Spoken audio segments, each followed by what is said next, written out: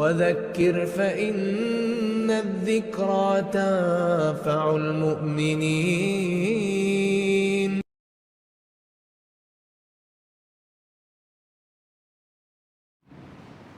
والصلاة والسلام على أشرف الأنبياء والمرسلين نبينا محمد وعلى آله وصحبه أجمعين، أما بعد. أعوذ بالله السميع العليم من الشيطان الرجيم من همزه ونفخه ونفثه. إن الله يحب التوابين ويحب المتطهرين. رب اشرح لي صدري ويسر لي أمري واحلل عقدة من لساني يفقهوا قولي. سبحانك لا علم لنا إلا ما علمتنا. اللهم انفعنا بما علمتنا وعلمنا ما ينفعنا وزدنا علما. اللهم آمین یا رب العالمین.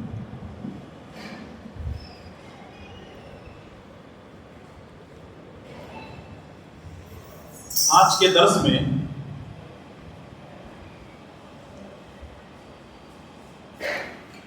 چار چیزیں پیش کی جائیں.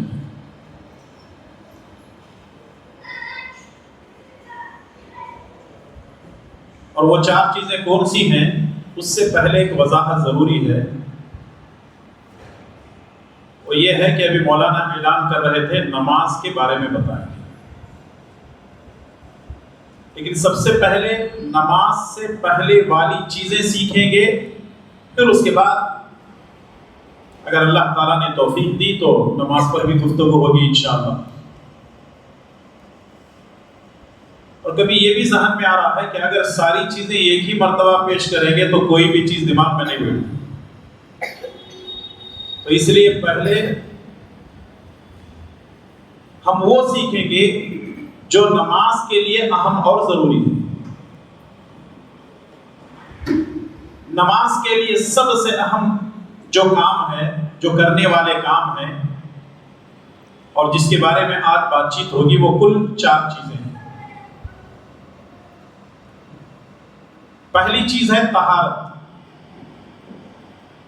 طہارت یعنی پاکی صفائی، یعنی نماز کے لیے کن چیزوں کا پاک و صاف ہونا ضروری ہے.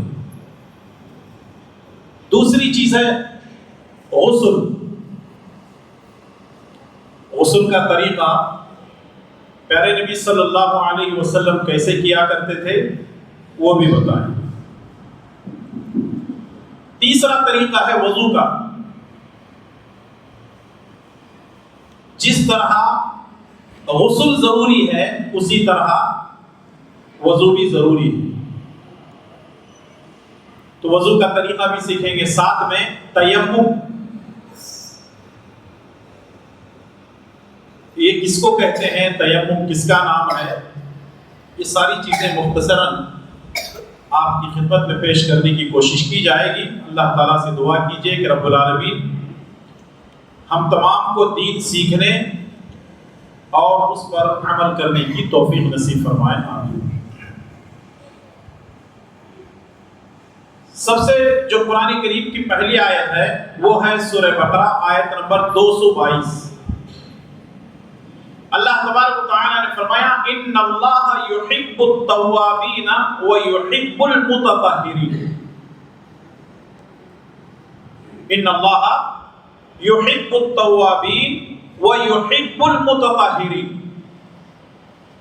اللہ تبارک و تعالی توبہ کرنے والوں کو پسند کرتا ہے اور پاک و صاف رہنے والوں کو پسند کرتا ہے. اس کے برعکس اگر آپ اس کو سمجھنا چاہتے ہیں تو اللہ تبارک و تعالی توبہ نہیں کرنے والوں کو پسند نہیں کرتا، اور جو لوگ پاک صاف نہیں رہتے ہیں اللہ تعالیٰ ان کو بھی پسند نہیں کرتا. تو سب سے پہلی چیز یہ ہے کہ انسان توبہ کرے، اور دوسری چیز یہ ہے پاک صاف رہے. پاک صاف رہنے سے توبہ کا کیا تعلق ہے اور توبہ کا پاک و صاف رہنے سے کیا تعلق ہے؟ کوئی بتا سکتے ہیں؟ اللہ تعالیٰ بول رہا ہے کہ پہلے توبہ اور استغفار کرو. توبہ کرو بول رہا نا پہلے اللہ تعالیٰ، بعد میں کہہ رہا ہے پاک صاف کرو.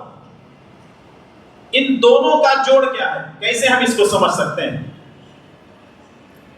سمجھنا یہ ہے، اللہ تبارک و تعالی توبہ کرنے والوں کو پسند کرتا ہے کا مطلب یہ ہے کہ اس کا تعلق باہر سے نہیں ہے، اس کا تعلق اندر سے ہے. اندر سے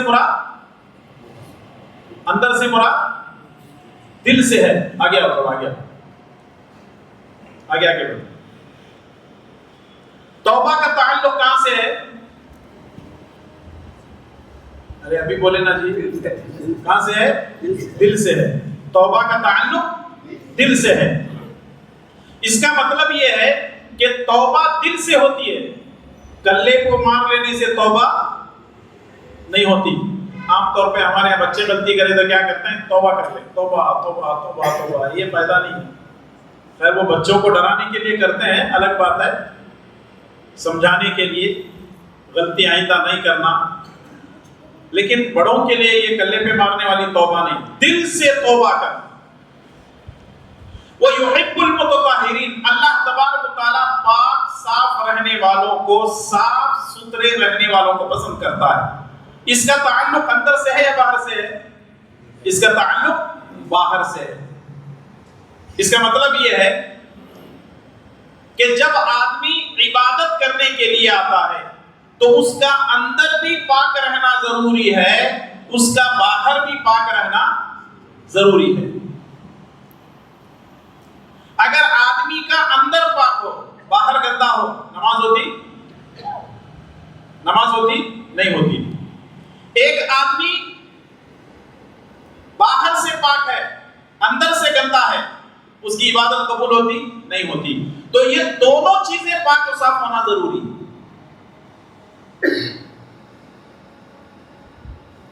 اسی لیے رسول اللہ صلی اللہ علیہ وسلم فرماتے ہیں، صحیح مسلم کی صحیح روایت ہے، الطہور شطر الایمان والحمدللہ تملأ المیزان. باقی صفائی آدھا ایمان ہے. باقی صفائی کیا ہے؟ آدھا ایمان ہے. اور الحمدللہ بولنے سے میزان بھر جاتا ہے. الحمدللہ سے ترازو بھر جاتا ہے جو اللہ تعالیٰ کے پاس میزان ہے. تو اس کا مطلب یہ ہے پاک و صاف رہنا بہت ضروری ہے. صفائی اور ستھرائی کا خیال رکھنا ضروری ہے. اب یہ جو پاک و صاف رہنا ہے اس کو کہتے ہیں طہارت. اس کو کیا کہتے ہیں؟ طہارت. پہلے مجھے اچھی طرح یاد ہے 20-25 سال پہلے لوگ اگر یوں کرتے ہیں نا، ساتھ میں بولتے تھے میں طہارت کو جاتا ہوں بولتے تھے. اب لوگ ذرا ترقی کریں، کیا بولتے ہیں؟ واش روم کو جا کے آتا. پہلے طہارت بولتے تھے. اب ذرا زمانہ ترقی کر گیا نا، الفاظ بدل گئے، بہت انگریزی کی طرف جا رہے ہیں. خیر چلیے. تو طہارت یعنی پاکی اور صفائی، اس کی دو قسمیں ہوئی. کتنی قسمیں ہوئی؟ دو قسمیں ہوئی. اب اس کو سمجھنے کے لیے ان دونوں قسموں کو الگ الگ کرتے ہیں. ایک ہے ظاہری طہارت اور دوسرے ہے باطنی طہارت. ظاہر مانے جو ہماری آنکھوں سے نظر آتا ہے، یہ ظاہری طہارت ہوا. باطن یعنی اندر چھپی ہوئی چیز، اس کو بھی طہارت کے ذریعے سے پاک و صاف کرنا ضروری ہے. اچھا، ظاہری طہارت کیسے کریں گے؟ پانی سے وضو یا غسل کرنا. پانی سے وضو یا غسل کرنا. اس کے علاوہ کپڑا، جسم اور جگہ کا نجاست سے پاک ہونا ضروری ہے. یہ ظاہری طہارت ہے. یعنی اگر آدمی نماز پڑھنا چاہتا ہے تو سب سے پہلے اس کا جسم، اس کی باڈی گندگی سے صاف ہونا ضروری ہے. دوسری چیز اس کے کپڑے گندگی سے صاف ہونا ضروری ہے. تیسری چیز جس جگہ وہ نماز نماز پڑھ رہا ہے وہ جگہ بھی پاک و صاف ہونا ضروری ہے. بات سمجھ میں آ رہی ہے؟ پہلی چیز اس کا جسم، دوسری چیز اس کے کپڑے، تیسری چیز اس کا جس جگہ وہ نماز پڑھ رہا ہے وہ جگہ. اگر سمجھو اس کے کپڑے بھی صاف ہیں، اس کا جسم بھی صاف ہے، جس جگہ وہ نماز پڑھ رہا ہے وہ جگہ گندی ہے، نماز ہوتی نہیں. جگہ اچھی ہے، جگہ اچھی ہے، وہ اچھا نہا دھو کر کے آیا لیکن کپڑے میں ذرہ گندگی لگی، نماز ہوتی نہیں ہوتی. تو یہ ساری چیزیں اس کے اندر جمع ہونا ضروری ہے، تب جا کر کے وہ اس کا جسم بھی پاک ہوگا، وہ غسل بھی کیا ہوا ہوگا، وہ وضو بھی کیا ہوا ہوگا، اس کا جسم، اس کے کپڑے اور جس جگہ وہ نماز پڑھ رہا ہے ان تمام چیزوں کا صاف پاک و صاف ہونا ضروری ہے. اس کے بغیر نماز نہیں ہوتی، طہارت ہی نہیں ہوتی، پاکی نہیں ہوئی تو نماز بھی نہیں ہوتی. اب یہاں جتنے بچے بیٹھے ہوئے ہیں کون کون بیٹھ کو پیشاب کرتے ہیں بتاؤ؟ سچ بولنا، اللہ کے گھر میں بیٹھے ہیں ہاتھ نیچے کرو، باقی سب ٹھیر کو دھار مارتے ہیں. نقصان کیا ہوتا بولو؟ کھڑے ہو کر کے پیشاب کریں گے تو کیا نقصان ہوتا؟ پہلی بات سنت کے خلاف. اگر کسی کی مجبوری ہے کھڑے ہو کے پیشاب کر سکتے ہیں، نبی صلی اللہ علیہ وسلم سے ثابت ہے. اگر کوئی ایسا آدمی ہے جس کی کوئی مجبوری ہے یا کبھی مجبوری نہیں بھی ہے وہ کھڑے ہو کے پیشاب کر سکتا ہے. لیکن اس چیز کا خیال رکھنا ضروری ہے کہ جو پیشاب ہم کر رہے ہیں وہ ہمارے جسم پر بھی نہیں لگنا، ہمارے کپڑوں پہ بھی نہیں لگنا. بات سمجھ میں آ رہی ہے؟ جیسے آپ کسی ریلوے اسٹیشن کے پاس یا بس اسٹینڈ کے پاس جا کر کے عام طور پہ لوگ جو ہے کھڑے ہو کر کے پیشاب کرتے ہیں، یہ غلط ہے. اس سے کیا ہوگا؟ پیشاب کے چھینٹے اڑیں گے، ہمارے شوز یا ہمارے چپل خراب ہو جائیں گے، ہمارے جسم پر چھینٹے پڑیں گے پیشاب کے، اور ساتھ میں ہمارے کپڑے بھی گندے ہو جائیں گے. اگر وہی بیٹھ کر کے پیشاب کریں گے تو ہمارے کپڑے بھی پاک صاف رہیں گے، ہمارے جسم پر بھی پیشاب کے چھینٹے نہیں پڑیں گے. اور آپ کو معلوم ہے جو لوگ پیشاب سے پاکی نہیں لیتے، حدیث معلوم ہے سب کو پھر بھی میں دوہرا رہا ہوں، جو لوگ پیشاب سے پاکی نہیں لیتے یا پیشاب کرنے کے وقت میں وہ جو چھینٹے پڑتے ہیں پیشاب کے اس سے نہیں بچتے، اللہ تبارک و تعالیٰ ان کو عذاب کہاں دیتا؟ کہاں دیتا؟ جہنم سے پہلے خبر میں دیتا. کہاں دیتا؟ کہاں عذاب دیتا؟ خبر میں عذاب دیتا. خبر کا عذاب برداشت کرے تو بچ ہے، جہنم کا عذاب جو ہے اس سے بھی خطرناک ہے. رسول اللہ صلی اللہ علیہ وسلم ایک جگہ سے جو ہے گزر رہے تھے، تھوڑی دیر کے لیے رک گئے. رسول اللہ صلی اللہ علیہ وسلم فرماتے ہیں کھجور کی ایک ڈالی لے کے آئے، کھجور کی ایک ڈالی لے کے آئے. نبی صلی اللہ علیہ وسلم کھجور کی وہ ڈالی کو 2 ٹکڑے کیے. وہاں قبریں تھیں، کھجور کی ایک ڈالی اس میں 2 ٹکڑے کرنے کے بعد ایک ٹکڑا ایک قبر کے اوپر گاڑ دیے، دوسرا ٹکڑا دوسرے قبر کے اوپر گاڑ دیے. صحابہ کرام پریشان ہو گئے، اللہ کے نبی صلی اللہ علیہ وسلم یہ کیا، ایسا کیوں کیا؟ تو نبی صلی اللہ علیہ وسلم فرماتے ہیں کہ ان دونوں قبروں میں، قبر میں جو لوگ سوئے ہوئے ہیں ان کے اوپر عذاب ہو رہا. میں اس لیے گاڑ دیا ہوں ان کے قبر کے اوپر جو ڈالی گاڑ دیا ہوں، یہ جب تک کچی رہے گی، گیلی رہے گی، تب تک اللہ تبارک و تعالیٰ ان کو عذاب قبر سے محفوظ رکھے گا. صحابہ پوچھنے لگے آخر ایسا کون سا گناہ کیے ہیں جس کی وجہ سے اتنا بڑا عذاب ان کے اوپر ہو رہا ہے، قبر میں عذاب ہو رہا ہے. تو نبی صلی اللہ علیہ وسلم فرماتے ہیں پہلا وہ شخص ہے جو چغل خوری کرتا تھا. چغل خوری بولے تو ادھر کی بات ادھر لے جانا، ادھر کی بات ادھر لے کے جانا، تو اس کو بولتے ہیں چغل خوری، چاہے وہ کرنے والے مرد ہیں یا عورت ہیں. ایسے لوگ جہنم کے عذاب میں مبتلا رہتے ہیں. اور دوسرا آدمی کون ہے؟ دوسرا شخص کون ہے؟ دوسرا شخص وہ ہے جو پیشاب کرنے کے وقت میں پیشاب کے جو چھینٹے گرتے تھے اس سے نہیں بچتا تھا، جس کی وجہ سے اس کو قبر میں عذاب ہوتا.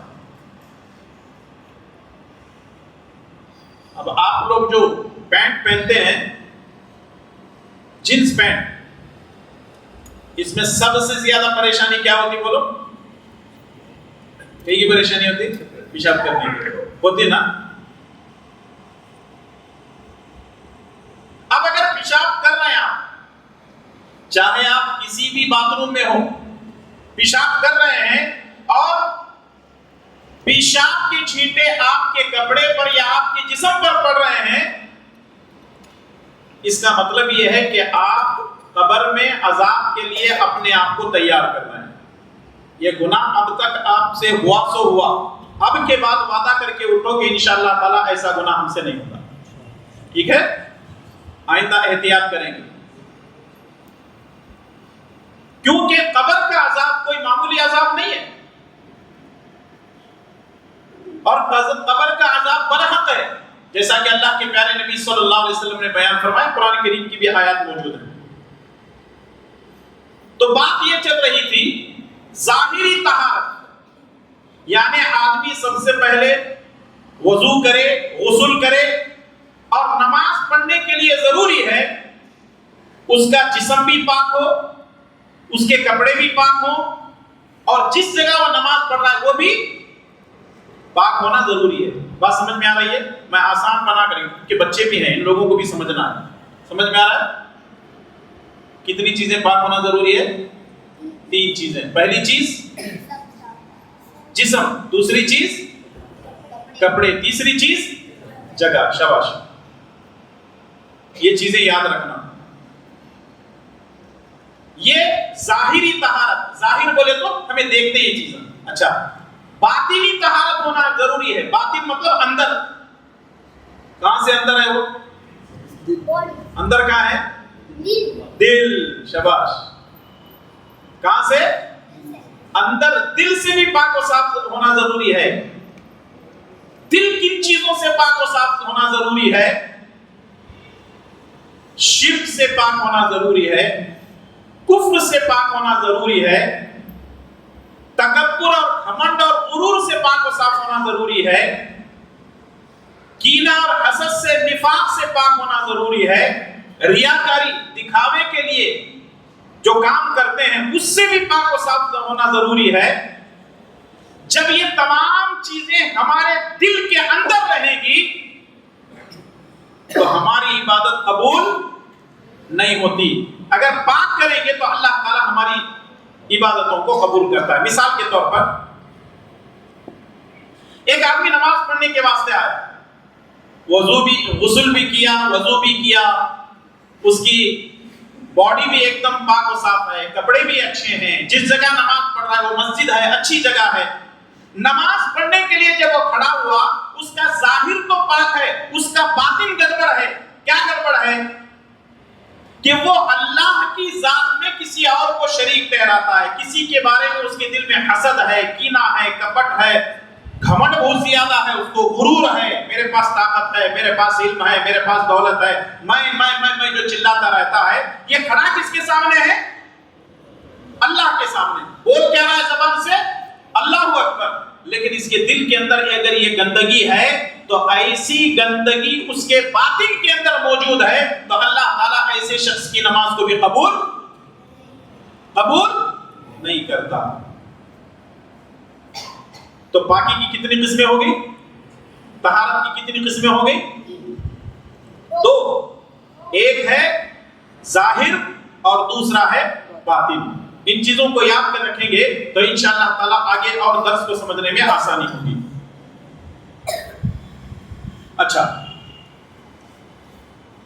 ابھی طہارت حاصل کرنا ہے، پاکی حاصل کرنا ہے. پاکی مطلب جیسے سمجھو آپ کو وضو کرنا ہے تو طہارت جن چیزوں سے حاصل کی جاتی ہے اس کی 2 قسمیں، یعنی 2 چیزوں سے پاکی حاصل کی جاتی ہے؟ کون بتا سکتے ہیں؟ دو چیزوں سے پاکی حاصل کرتے ہیں. آسان ہے جی، بہت آسان. پانی، ٹھیک ہے جی. پاک مٹی، بہت اچھی بات ہے، جزاک اللہ. پہلی چیز کیا ہے؟ پانی. پانی تلاش کریں گے، پانی نہیں ملنے کی صورت میں کیا کریں گے؟ پاک مٹی سے ہم وضو بھی کریں گے، غسل بھی کریں گے. وہ طریقہ بعد میں آئے گا، ٹھیک ہے. اچھا، اب یہاں پانی کی دو قسمیں ہیں. اب یہ دو آ رہا ہے ساتھ میں، سمجھتے جانا ہے. پانی کی کتنی قسمیں ہیں؟ طہارت کی کتنی قسمیں ہو گئی؟ دو، ظاہر اور باطن. جن چیزوں سے طہارت حاصل کی جاتی ہے اس کی کتنی قسمیں ہیں؟ دو. ایک ہے پانی، دوسرے ہے پاک مٹی. اب پانی کی بھی دو قسمیں ہیں. پانی کی کتنی قسمیں ہیں؟ دو قسمیں ہیں. ایک ہے پاک پانی، دوسرا ہے نجس. نجس یعنی ناپاک پانی. پانی دو طرح کا ہوتا ہے نا، پاک بھی ہوتا، ناپاک بھی ہوتا. اگر یہ نہیں بولیں گے کوئی بھی گندے پانی سے، گٹار کے پانی سے نہانے کو آیا تو اسے بولیں گے نماز ہو جاتی؟ نہیں. پانی کا پاک ہونا ضروری ہے، پانی کا صاف اور شفاف ہونا ضروری ہے. جیسے بارش کا پانی، بارش کا پانی پاک ہے یا ناپاک ہے؟ جی ارے بولو جی، اتنی دیر دیکھ لو یار. بارش کا پانی پاک ہے، یعنی بارش کے پانی سے پاکی حاصل کر سکتے ہیں. سمندر کے پانی سے پاکی حاصل کر سکتے ہیں. ندی کا پانی، پگھلنے والی برف کا پانی، یا جو پانی زمین سے نکلے یا پھر کسی مشین کے ذریعے سے نکالا جائے، چاہے وہ پانی میٹھا ہو یا نمکین یعنی سالٹڈ ہو، گرم ہو یا ٹھنڈا ہو، یہ ساری پانی کیا ہے؟ پاک ہے یا ناپاک ہے؟ پاک. اسی لیے اللہ تبارک و تعالیٰ فرماتا ہے وَأَنزَلْنَا مِنَ السَّمَاءِ مَاءً طَهُورًا، ہم نے آسمان سے پاکیزہ پانی کو نازل کیا. چاہے وہ برف کا پانی ہو، چاہے ندی کا پانی ہو، سمندر کا پانی ہو، چاہے وہ بارش کا پانی ہو، چاہے وہ زمین کے اندر بور کے ذریعے سے نکالا ہوا پانی ہو، چاہے وہ کنویں سے نکالا ہوا پانی ہو، چاہے وہ میٹھا ہو یا نمکین ہو، گرم ہو یا ٹھنڈا ہو، یہ سارے پانی کیا ہیں؟ پاک ہیں. اس سے طہارت حاصل کی جا سکتی ہے. دوسرا نجس پانی، نجس یعنی ناپاک پانی. اب اس کے اندر تین چیزیں اگر ہیں تو اس سے پاکی حاصل نہیں کر سکتے. اگر پانی کے اندر ناپاک پانی میں تین چیزیں، وہ خود بخود ناپاک ہو جاتا، پھر اسے بولنے کی ضرورت نہیں. تین چیزیں اگر اس کے اندر ہیں. پہلی چیز ہے رنگ. نارمل پانی کا کوئی رنگ نہیں ہوتا، لیکن وہ پانی اس کا رنگ بدلا ہوتا ہے، ہرا نیلا پیلا ادا کیا بھی ہو گیا، ایسا پانی استعمال نہیں کرنا. دوسرا ہے مزہ صحیح نہیں ہے، اس کا مزہ بدل گیا، ٹیسٹ بدل گیا ہے اس کا. پہلی چیز کلر چینج ہوا ہے، دوسری چیز مزہ یعنی اس کا ٹیسٹ صحیح نہیں ہے، اور تیسری چیز یہ ہے وہ پانی کے اندر جو ہے بو آ رہی ہے، اسمیل آ رہی ہے، گندی بو آ رہی ہے، یا اس پانی کے اندر گندگی گر چکی ہے جس کی وجہ سے جو ہے اس کے اندر پانی بدمزہ ہو چکا ہے اور اس کے اندر بدبو آ رہی ہے. تو ایسا پانی اس سے طہارت حاصل کرنا جائز نہیں ہے، کیونکہ وہ پانی پاک نہیں ہے، وہ پانی کیا ہے؟ نجس ہے، ناپاک ہے. ایسے پانی سے نہ وضو کر سکتے ہیں اور نہ غسل کر سکتے ہیں، یعنی کسی بھی حالت میں ایسے پانی سے طہارت نہیں کر سکتے. سمجھ میں آ رہی ہے بات؟ پانی کا پاک ہونا ضروری ہے. پہلی چیز اس کے اندر رنگ نہ بدلا ہوا، اس کا کلر چینج نہ ہوا ہو. دوسری چیز بولو، زور سے بولو جی، ٹیسٹ چینج نہ ہوا ہو. یعنی عام طور پہ پانی پیتے نا ایک دم اس کے اندر جو ہے ٹیسٹ ایک دم چینج ہو جاتا ہے۔ تیسری چیز یہ ہے کہ اس کے اندر اسمیل، بدبو وغیرہ نہیں آ رہی ہو، تو ایسی حالت میں یہ پانی جو ہے نجس ہے، ناپاک ہے، ان سے نہ وضو کر سکتے ہیں نہ غسل کر سکتے ہیں۔ سیدھی سی بات یہ ہے کہ ایسے پانی سے ہم طہارت نہیں کر سکتے۔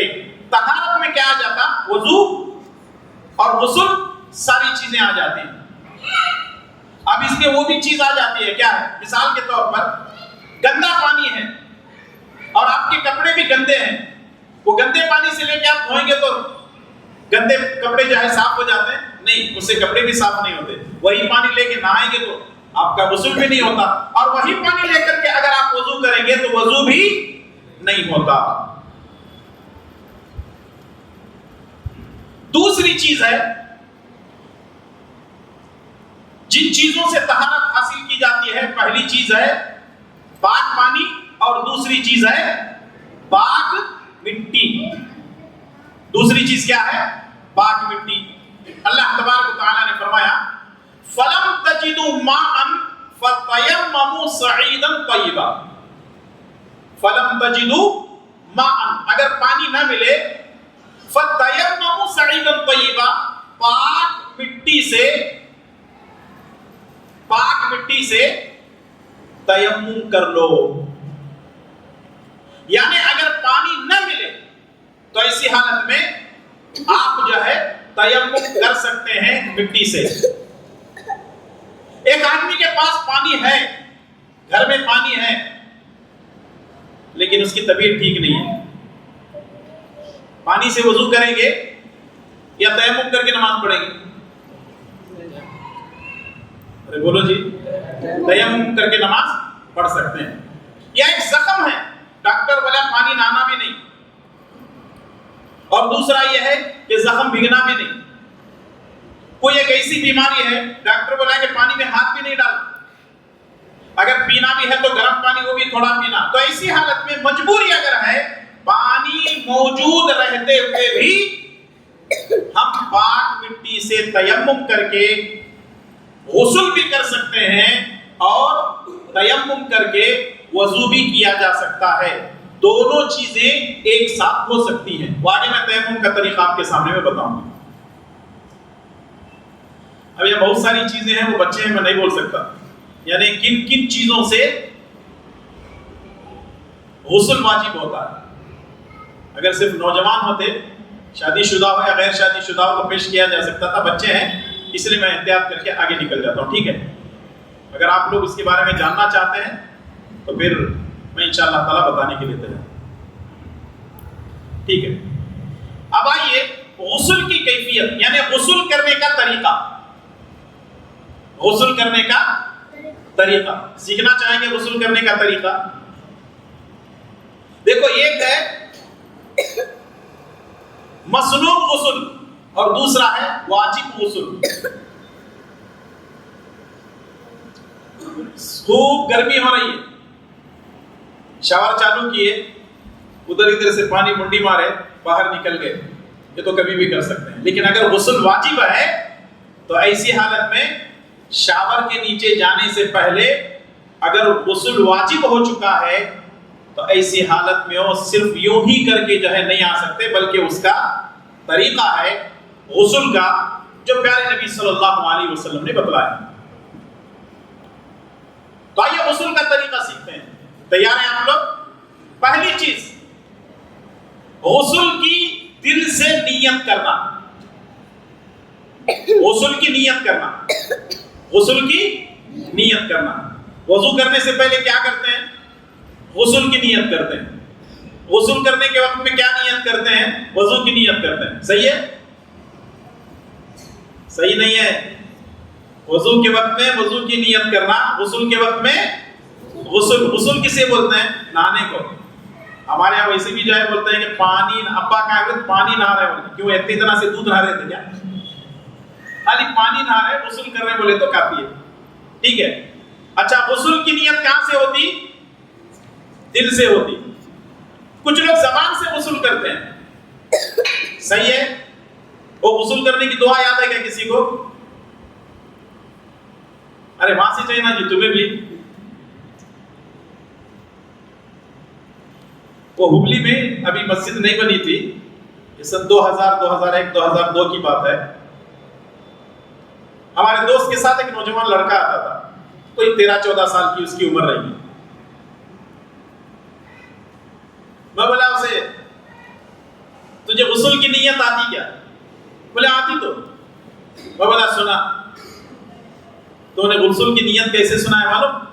انٹا غسل منٹا غسل تانے تندانا مایا تو بھی پرواہ نہیں ٹھنڈا پانی نانا. میں بولا یہ اگر غسل کی نیت ہے تو پھر یہ زبان سے جو نیت کرتے ہیں، چاہے وہ نماز کی ہو، وضو کی ہو، غسل کی ہو، ایسی کوئی نیت زبان سے نہیں.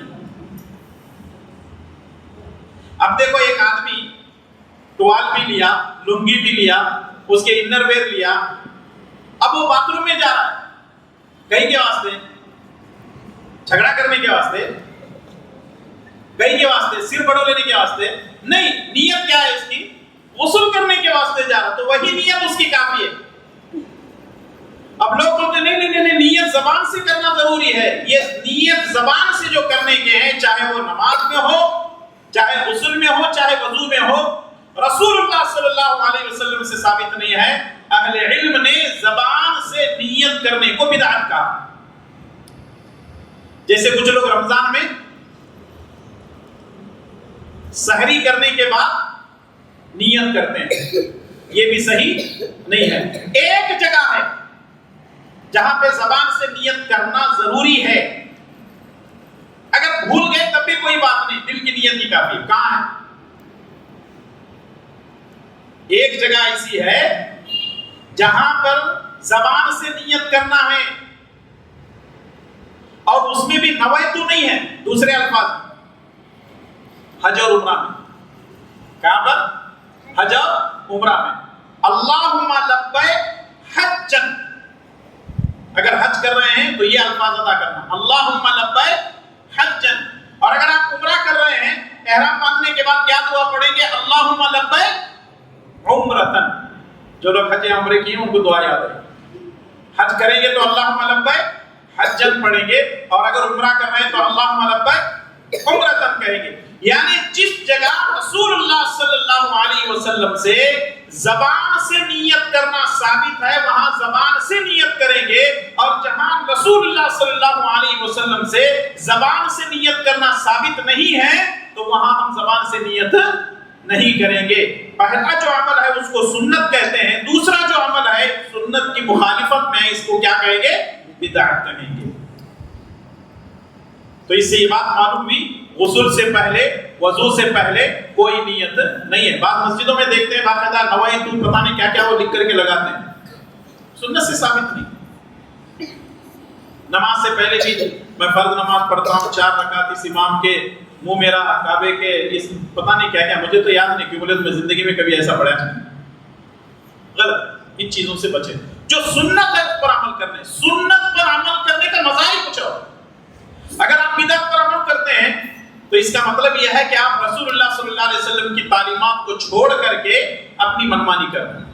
ایک مسلمان کے لیے ضروری ہے کہ وہ اللہ اور اس کے رسول صلی اللہ علیہ وسلم کی تعلیمات پر اپنی زندگی گزارے. تو پہلی چیز کیا ہے؟ غسل کے لیے پہلی چیز دل سے نیت کرنا. دوسری چیز یہ ہے بسم اللہ کہہ کر اپنے ہاتھوں کو 3 مرتبہ دھونا. اپنے ہاتھوں کو 3 مرتبہ دھونا. اپنے بائیں ہاتھ میں لوٹا لے کر اپنے داہنے ہاتھ کو 3 مرتبہ دھونا. اپنے داہنے ہاتھ کو دھو لینے کے بعد داہنے ہاتھ میں لوٹا لے کر اپنے بائیں ہاتھ کو 3 مرتبہ دھو لینا. یہ پانی کا نلوں کا سسٹم پہلے نہیں تھا. 1400 سال پہلے تھا کیا؟ 100 سال پہلے بھی نہیں تھا. ابھی دنیا ترقی کری ہے، ساری چیزیں آ گئی.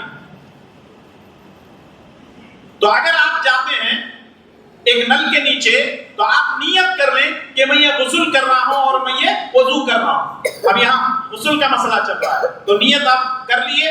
سب سے پہلے 3 مرتبہ اپنے داہنے ہاتھ کو اور 3 مرتبہ اپنے بائیں ہاتھ کو یا دامیں ہاتھ کو دھو لینا ہے. دھو لینے کے بعد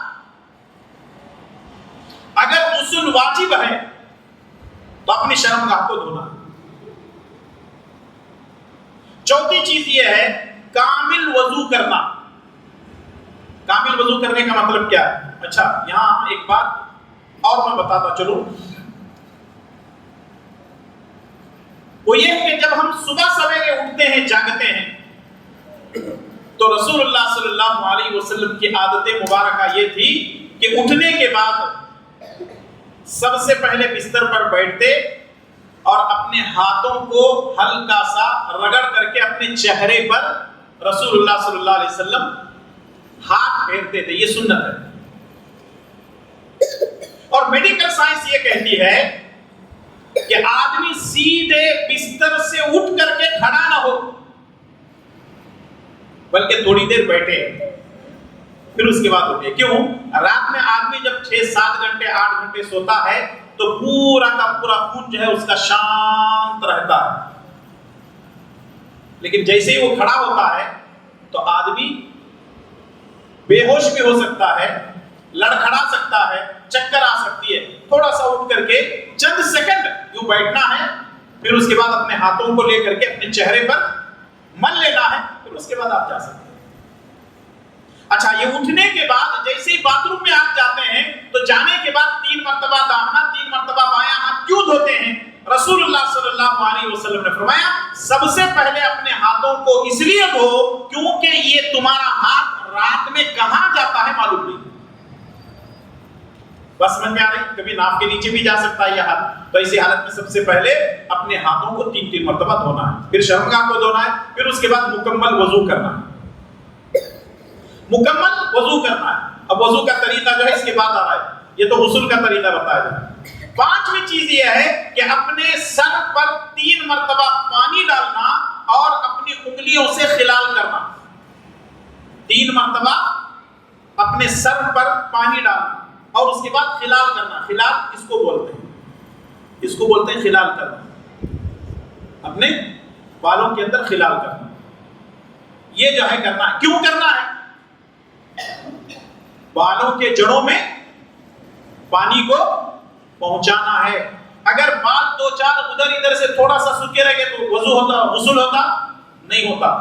تو اس لیے اس بات کا خیال رکھنا ہے کہ جب بھی غسل کر رہے ہیں پانی کو بالوں کے اندر تک پہنچانا ہے اور اس کے لیے خلال کرنا. پھر اس کے بعد پورے جسم پر پانی ڈالنا. دائیں جانب سے شروع کرنا ہے اور پورے جسم پر جو ہے پانی ڈالنا ہے. بدن کو ملنا ہے, بدن کو ملنا ہے. اب میں اوپر سے آتا ہوں, یہ الگ الگ چیزیں سمجھ میں نہیں ہے, اب سمجھاؤ, ہماری زبان میں جلدی سمجھ میں آتا رہے. سب سے پہلا کام, ارے بولو جی, نیت کرنا. دل سے نیت کرنا. کس چیز کی؟ غسل کرنے جا رہا ہے تو غسل کی نیت کرنے. اس کے بعد اپنے دونوں ہاتھوں کو 3 مرتبہ دھو لینا, شرمگاہ کو دھو لینا. جو لوگ شادی شدہ ہیں وہ اس چیز کو جانتے ہیں. پھر اس کے بعد مکمل وضو کرنا. وضو کرنے کے بعد سر پہ پانی ڈالنا, انگلیوں سے بالوں میں خلال کرنا, دائیں جانب پانی ڈالنا, اس کے بعد بائیں جانب ڈالنا اور پورے کے پورے جسم پر پانی ڈال لینا, بدن کو ملنا. اور آخری چیز یہ ہے ضرورت سے زیادہ پانی خرچ نہیں کرنا.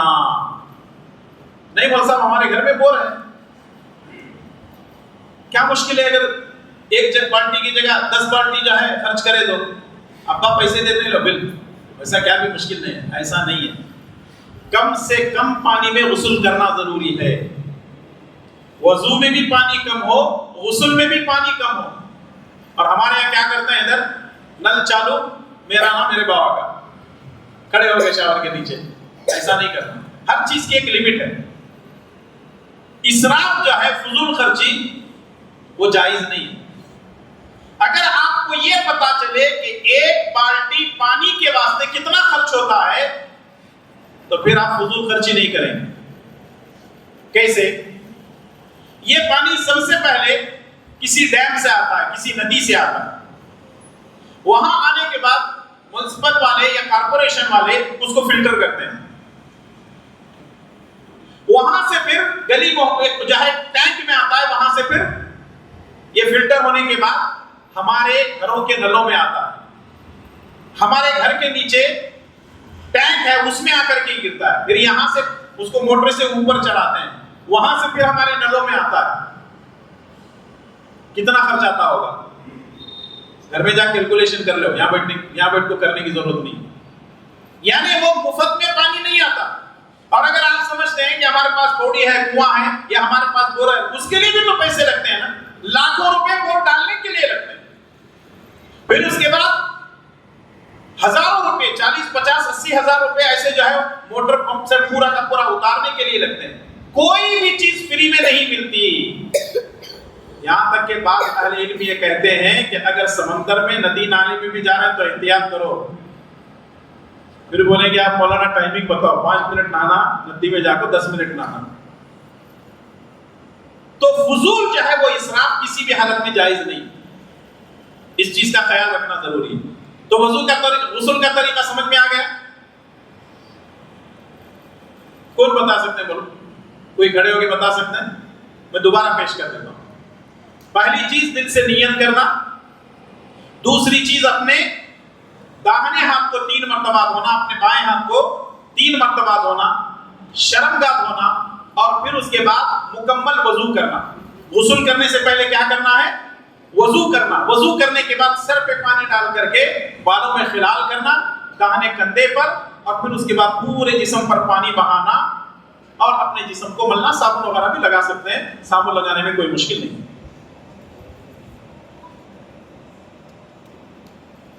اچھا، اگر عورتیں ہیں، خواتین ہیں، تو ان کے لیے بھی ایک مسئلہ بتا دیتا ہوں. یہ خواتین کے لیے بھی مسئلہ ہے. وہ یہ ہے،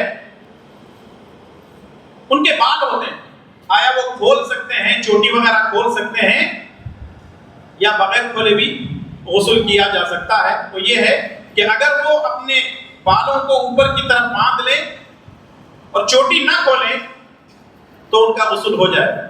پورے بال کھولنا کوئی ضروری نہیں ہے. یہاں فرض غسل کی بات چل رہی ہے، سنت کی نہیں. وہ تو کیسے بھی کر سکتے ہیں، اس کے لیے خالی وضو کرو اور وضو کر کے جو ہے نہا کر کے نکل جاؤ. فرض غسل کی بات. اگر کھول لیتے ہیں تو اچھا ہے، لیکن اہم چیز بالوں کی جڑوں میں پانی پہنچنا. اور یہ دقت جو ہے مردوں سے زیادہ عورتوں کے لیے آتی ہے، کیونکہ ان کے بال گھنے ہوتے ہیں، بڑے ہوتے ہیں.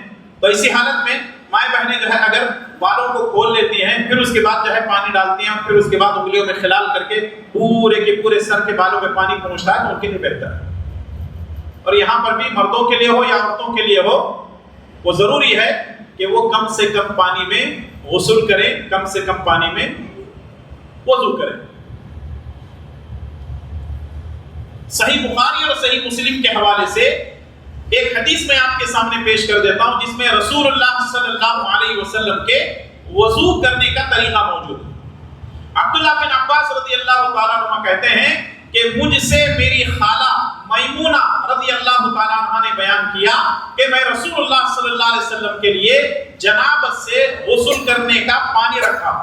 آپ صلی اللہ علیہ وسلم نے اپنے ہتھیلیوں کو 2 یا 3 مرتبہ دھویا، پھر اپنا ہاتھ برتن میں ڈالا، پھر اس سے شرمگاہ پر پانی ڈالا اور اپنے بائیں ہاتھ سے شرمگاہ کو دھویا، پھر اپنے بائیں ہاتھ زمین پر مارا اور اسے خوب رگڑا، پھر نماز کی طرح اچھی طرح وضو کیا، پھر اپنے سر پر اپنے ہتھیلیاں بھر کر 3 لمب پانی ڈالا، پھر اپنا پورا جسم دھویا، پھر وہاں سے ذرا ہٹ گئے اور اپنا پیر دھویا، پھر میں آپ کے پاس رومال لائی، آپ نے اسے واپس کر دیا. اب یہاں ایک چیز حدیث کے اندر ایکسٹرا ہے، یا 2 بھی کہہ سکتے ہیں آپ. آخر میں کیا ہے؟ آپ اس جگہ سے ہٹ کر کے پیروں پر پانی ڈالا اور رومال واپس کر دیا. تو اس کا مطلب کیا ہے؟ پہلے کی جو زمینیں آج کے ٹائلز کی جیسا نہیں تھی، زمین پر کھڑے ہو گئے، غسل کر لے، نکل لی. تو ایسی حالت میں وہاں سے ہٹ کر کے آپ تھوڑا سا کنارے ہو کر کے اپنے پیروں پہ پانی ڈال کر کے نکل جائیں. لیکن ٹائلز وغیرہ ہیں آج گھروں کے اندر، ساری چیزوں کی سہولت ہے، تو انشاءاللہ تعالیٰ کوئی حرج نہیں. رومال واپس کر دیا. اس سے بعد اہل علم نے یہ لکھا ہے کہ اگر کوئی آدمی نہانے کے بعد رومال استعمال نہ کرے تو بہتر ہے، لیکن اگر کرتے ہیں تو کوئی حرج نہیں. رومال بولے تو پوچھنے کے واسطے ٹوال. اگر استعمال نہیں کرتے ہیں، بال ہیں آپ کے، اس طریقے سے جہاں جھڑا کر کے بال نکل جاؤ، اگر استعمال کرتے ہیں تو کوئی حرج نہیں۔ یہاں ایک اور عمل بتانا ضروری ہے جو صرف شادی شدہ لوگوں کے لیے، نوجوانوں کے لیے، جو بالغ ہیں، میچور ہو چکے ہیں، ان کے لیے۔ جنوبی پر یعنی ناپاکی کی حالت میں کون سا کام نہیں کرنا، یعنی ناپاکی کی حالت میں حرام کام، یعنی ناپاکی کی حالت میں یہ کام کرنا حرام ہے۔ ناپاکی کی حالت میں یہ کام کرنا حرام ہے۔ نمبر 1، نماز پڑھنا، چاہے وہ ناپاکی مردوں کی ہو چاہے وہ ناپاکی عورتوں کی ہو۔ اور عورتوں کی ناپاکیاں ان کی ماہواری ہے، جیسے وہ کیا نام ہے، ان کے ڈیلیوری کا وقت ہے، نفاس کا مسئلہ ہے، اس کی ایک تفصیل ہے۔ دوسری چیز یہ ہے کہ ناپاکی کی حالت میں خانہ کعبہ کا طواف نہیں ہو سکتا۔ تیسری چیز یہ ہے ناپاکی کی حالت میں قرآن نہیں چھو سکتے، چاہے مرد ہو یا عورت ہو، ناپاکی کی حالت میں قرآن نہیں چھو سکتے۔ چوتھی چیز یہ ہے ناپاکی کی حالت میں مسجد میں نہیں بیٹھنا، مرد ہو یا عورتیں ہو۔ پانچویں چیز یہ ہے اگر راستہ مسجد کے پاس سے گزرتا ہے تو وہاں سے گزرنے میں کوئی مشکل نہیں۔ مثال کے طور پر پیچھے کا جو راستہ ہے وہاں سے اگر کوئی ناپاک مرد یا عورت وہاں سے گزرنا چاہتے ہیں تو وہ گزر سکتے ہیں۔ جیسے کسی کو ضرورت ایسی پڑ گئی یہاں محلے سے جانا ہے، سمجھو ان کو جو ہے جا کر کے صابن لانا ہے یا ان کو جو ہے کوئی اور چیز لانا ہے، ان کے پاس موجود نہیں، شیمپو وغیرہ نہیں، تو اسی حالت میں یہاں سے گزر کر کے وہ جا سکتے ہیں، کوئی حرج نہیں۔ اب غسل کی جو سنتیں ہیں اس کو ہم سمجھنے کی کوشش کرتے ہیں۔ غسل کی جو سنتیں ہیں وہ 6 ہیں۔ غسل کی کتنی سنتیں ہیں؟ 6 سنتیں ہیں۔ پہلی چیز ہے غسل سے پہلے وضو کرنا۔ غسل کرنے سے پہلے کیا کرنا؟ وضو کرنا۔ وہ تو آپ کو چیزیں معلوم ہو گئی، کیا ہے 3 مرتبہ ہاتھ دھو لینا اور اپنے شرمگاہ وغیرہ کو دھو لینا، وہ تو ٹھیک ہے، لیکن یہ 6 چیزیں بھی بڑی اہم ہیں۔ پہلی چیز ہے غسل سے پہلے وضو کرنا، دوسری چیز ہے گندگی کو دور کرنا، تیسری چیز ہے سر پر 3 مرتبہ پانی ڈالنا۔ 3 مرتبہ چاہے ایسا لپ لے کر کے ڈالو چاہے وہ لوٹا لے کر کے ڈالو۔ لپ مطلب پانی ایسا لیے پسو میں لیے اور سر پہ ڈال لیے، اگر اب تو سب ساری چیزوں کی سہولتیں ہیں تو لوٹا لے کر کے ڈال لیے۔ 4 بقیہ جسم پر 3 مرتبہ پانی ڈالنا۔ اور 5ویں چیز یہ ہے کہ دانے جانب سے پانی ڈالنا ہے۔ سر پہ ڈالنا ہے تو سر پہ ڈال دیا، ہو گیا۔ اگر پانی جسم پہ ڈالنا تو سب سے پہلے کہاں سے شروع کریں گے؟ دائیں جانب سے شروع کریں گے، رائٹ سائڈ سے شروع کریں گے۔ اور 6ٹھی چیز یہ ہے کلی کرنا، ناک میں پانی ڈالنا، کانوں کے باطنی حصے کو دھونا۔ کلی کرنا، ناک میں پانی چڑھانا، کانوں کے باطنی حصے مطلب کانوں کے اندر والے حصے کو بھگونا، یہ بھی ضروری ہے۔ اور یہ جو ہے سنت ہے پیارے نبی صلی اللہ علیہ وسلم کی۔ اگر ذرہ برابر بھی کوئی حصہ خشک رہ جاتا ہے، سوکھا رہ جاتا ہے، تو ایسی حالت میں اس کا غسل نہیں ہوتا۔ اس لیے ان تمام چیزوں کا خیال رکھنا بہت ضروری ہے۔ امید ہے کہ انشاءاللہ غسل کا طریقہ سمجھ میں آ گیا، ٹھیک ہے؟ بڑی تفصیل سے میں پیش کیا ہوں۔ اچھا، اب وضو کے احکام۔ غسل آپ کر لیے، اب وضو کرنا۔ وضو کے 8 شرائط ہیں۔ پہلی شرط یہ ہے مسلمان ہونا۔ کیا مطلب اس کا؟ اگر کوئی غیر مسلم کافر وضو کرے تو اس کا وضو ہوتا؟ وضو ہوتا نہیں ہوتا، کیونکہ وہ مسلمان ہی نہیں ہے۔ جب اللہ اس کے رسول کو نہیں مانتا وضو کرے گا تو کوئی فائدہ ہوتا اس کا؟ کوئی فائدہ نہیں۔ دوسری چیز یہ ہے کہ عاقل ہونا، پاگل نہیں ہونا۔ عاقل مطلب عقل والا رہنا، پاگل نہیں رہنا۔ تیسری چیز یہ ہے کہ بالغ ہونا۔ چھوٹا بچہ ایسا جس کو تمیز ہی نہیں ہے، انہیں آتے سیدھا پاؤں دھو لیتا پہلے، اس کے بعد منہ کو پانی مار لیتا، اس کے بعد سر کا مسا کر لے، کھاتا دھویا تو دھویا، نہیں تو نہیں، سیدھا مسجد میں داخل ہو گیا۔ وہ تو بچہ ہے، اس کے لیے کیا کر سکتے ہیں؟ ہاں، لیکن ان کی تربیت ہونی چاہیے۔ تربیت کیسے کرنا ہے بچوں کی؟ باپ اگر بچے کو اپنے گھر مسجد میں لے کر کے آ رہا ہے تو بچے کو بازو بٹھا کر کے وضو کا طریقہ سکھانا، یہ باپ کی ذمہ داری۔ لڑکا اگر اور اگر لڑکی ہے تو ماں اپنی لڑکی کو، اپنی بچی کو، یا لڑکا ہو یا لڑکی کو، جب بھی وہ وضو کر رہے ہیں اپنے بچے کو بتانا۔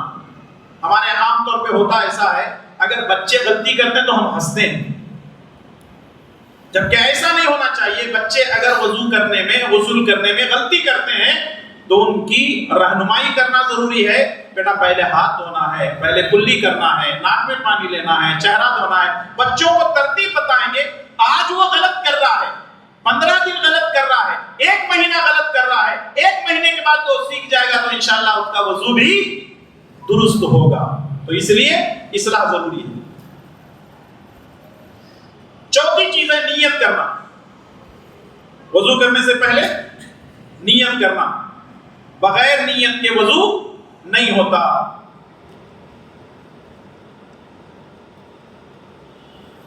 پانچویں چیز ہے وضو مکمل ہونے تک نیت باقی رکھنا. یہاں پہ تھوڑی دیر کے لیے رکنا ہے, بہت سارے مسئلے اس کے اندر. وضو مکمل ہونے تک نیت باقی رکھنا. کیا مطلب؟ نیت ٹوٹتی کیا؟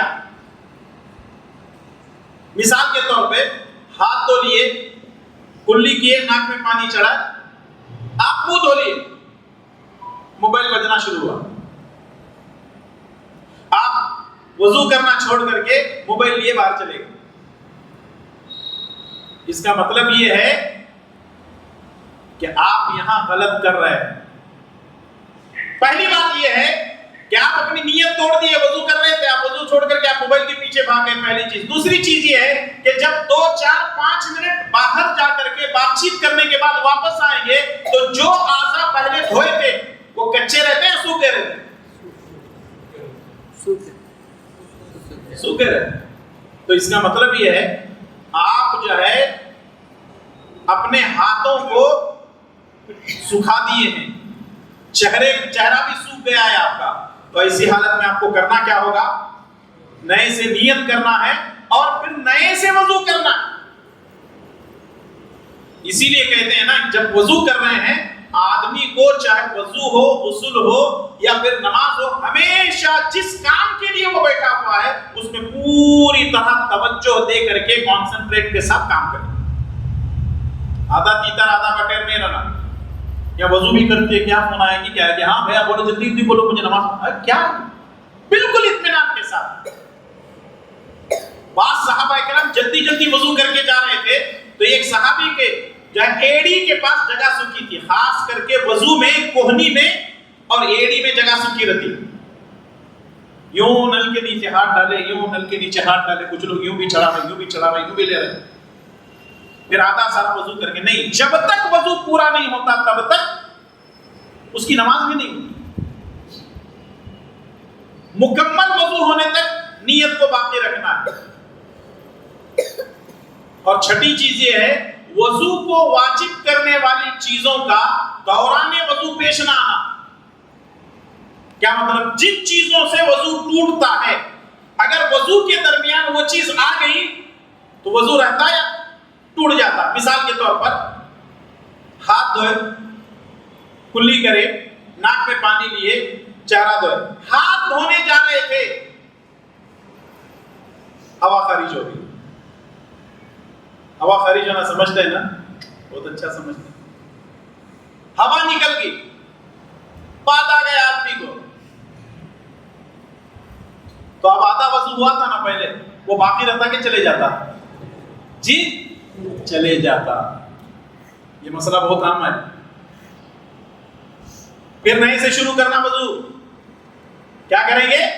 وضو نئے سے کریں گے. یا وضو کر رہے ہیں, چھینک آ گئی, پیشاب کے قطرے نکل گئے, تو ایسی حالت میں کیا کرنا ہے؟ آپ کو وضو چھوڑنا ہے, سیدھا جانا ہے, وہاں پہ واش روم میں جانے کے بعد طہارت حاصل کرنا ہے, پھر اس کے بعد وضو کر کے نماز پڑھنا ہے. مسئلہ سمجھ میں آ رہا ہے نا؟ تو ان چیزوں کا خیال رکھنا ضروری ہے. ساتویں چیز یہ ہے کہ پانی کا پاک اور روبا ہونا ضروری ہے, یعنی ناپاک پانی سے وضو نہیں ہوتا. آٹھویں چیز یہ ہے کھال یعنی چمڑے تک جو چیز پانی پہنچنے کے لیے مانے ہو اسے زائل کرنا ضروری ہے. وضو کرنے کے وقت میں ہم لوگ کیا دھوتے ہیں؟ چمڑا دھوتے ہیں نا. کیا دھوتے ہیں؟ چمڑا دھوتے ہیں. اگر چمڑا دھونے کے وقت میں، ہمارا جسم دھونے کے وقت میں وضو یا غسل میں کوئی چیز اگر لگی ہوئی ہے تو پہلے اسے نکالنا، پھر اس کے بعد وضو یا غسل کرنا۔ کیا ہو سکتا ہے بولو؟ جیسے پینٹ ہے، ایک آدمی پینٹر ہے، پینٹ لگا رہا تھا، آئل پینٹ وغیرہ ہے، وہ جلدی جاتا نہیں۔ اگر وہ آئل پینٹ لگا ہوا ہے اور وہ وضو کر رہا ہے تو وہ پینٹ، وہ حصہ جو جس حصے پر پینٹ لگا ہوا ہے وہ چمڑے کو بھیگنے نہیں دیتا، تو اسی حالت میں سب سے پہلے کیا کریں گے؟ اس کو زائل کریں گے، یعنی اس کو نکال دیں گے، تھنر وغیرہ لگائیں گے تو وہ خود بخود نکل جائے گا۔ پھر اس کے بعد، یا پھر خواتین ہیں کیا لگاتے ہیں انگلیوں پہ؟ Nail polish. تو جو خاتون نیل پالش لگاتی ہے، جو خاتون نیل پالش لگاتی ہے اور وضو کرتی ہے، اس کا وضو نہیں ہوتا، کیونکہ ناخنوں کو پانی نہیں لگتا۔ ہوٹا کو لالی لگے تو چلتا کیا؟ لپسٹک لگے تو چلتا نہیں چلتا وہاں بھی، کیونکہ وہ لپسٹک کیا کرتا ہے؟ چمڑے کو پانی پہنچنے نہیں دیتا۔ یہ بہت ضروری ہے، لوگ سمجھتے نہیں۔ اور ویسے بھی جو ہے، جو نمازی عورتیں ہیں ان کو نیل پالش سے پوری طرح پرہیز کرنا چاہیے، کیونکہ اگر نیل پالش لگا ہوا ہے تو وضو کرنے سے ان کا وضو نہیں ہوتا، اس کو زائل کرنا ضروری ہے، اس کو نکالنا ضروری ہے تھنر کے ذریعے سے، یا جو ہے وہ ریمور آتا ہے اس کو نکال دیں، پھر اس کے بعد جو ہے وضو آپ کرنے انشاءاللہ تعالی وضو صحیح ہے۔ تو یہ وضو کے شرائط میں سے ہے۔ وضو کے کچھ فرائض بھی ہیں۔ پہلا فرض یہ ہے کہ چہرہ دھونا اور اسی میں کلی کرنا اور ناک کی صفائی بھی داخل ہے۔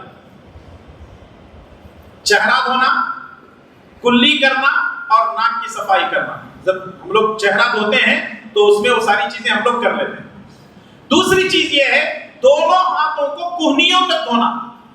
کہاں تک؟ کوہنیوں تک دھونا۔ کوہنی اس کو بولتے ہیں، اس کے اوپر تک جو ہے آپ دھو سکتے ہیں۔ اگر اس سے آگے تھوڑا سا اوپر لے کر کے دھوتے ہیں تو یہ اچھی چیز ہے، کیونکہ نبی صلی اللہ علیہ وسلم فرماتے ہیں کہ کل قیامت کے دن میں اپنے امتیوں کو ایسے پہچانوں گا کہ ان کے وضو کے اعضاء چمک رہے ہوں۔ تھوڑا سا اگر آپ آگے لے جا کر کے جو ہے اس کو وضو کرتے ہیں، اوپر تک دھوتے ہیں تو انشاءاللہ تعالی صحیح ہے۔ پورے سر کا مسح کرنا اور اسی میں کانوں کا مسح بھی داخل ہے۔ یہ پورے سر کا مسح کرنا کیوں بول رہا ہوں میں؟ یہ جو اڑپی منگلور میں کچھ شافی لوگ رہتے ہیں، جیسے کیرلا وغیرہ میں ہیں شافی لوگ، ایک ہوتے ہیں حنفی، دوسرے ہیں شافی۔ یہ شافی کیا کرتے ہیں معلوم ہے؟